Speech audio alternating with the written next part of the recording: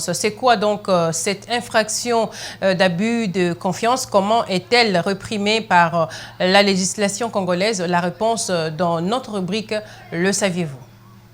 L'abus de confiance est le détournement d'un bien qui avait été remis et accepté dans un but précis. L'auteur de l'infraction usurpe la chose ou un droit portant sur la chose qu'il détient de façon précaire. Incriminé par l'article 95 du Code pénal congolais, l'abus de confiance est le détournement au préjudice d'autrui à une fin précise, à savoir la restitution, la représentation ou un usage déterminé. La structure de l'infraction d'abus de confiance est marquée par la distinction entre les conditions préalables et les éléments constitutifs. L'abus de confiance suppose la confiance accordée et la confiance trompée. Comme toute infraction, outre l'élément légal, elle se compose de 3 éléments constitutifs classiques et d'un élément spécifique qui est le préjudice. L'élément légal trouve son siège dans l'article 95 du Code pénal congolais, livre 2. Les agissements constitutifs de l'abus de confiance sont nécessairement frauduleux et la constatation du détournement inclut nécessairement l'affirmation de la mauvaise foi.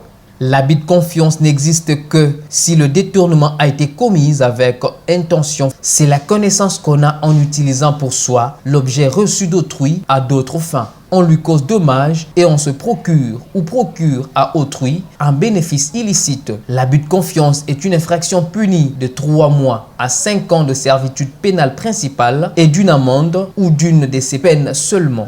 La victime d'un abus de confiance peut porter les faits à la connaissance de la police. Elle peut porter plainte au parquet ou traduire le prévenu devant le tribunal de paix. Le ministère public lui aussi mettra l'action publique en mouvement. Mais quand la partie civile met en mouvement l'action publique, le ministère public appelé à cette cause devient seule partie poursuivante car la loi reconnaît à lui seul l'exercice de l'action publique.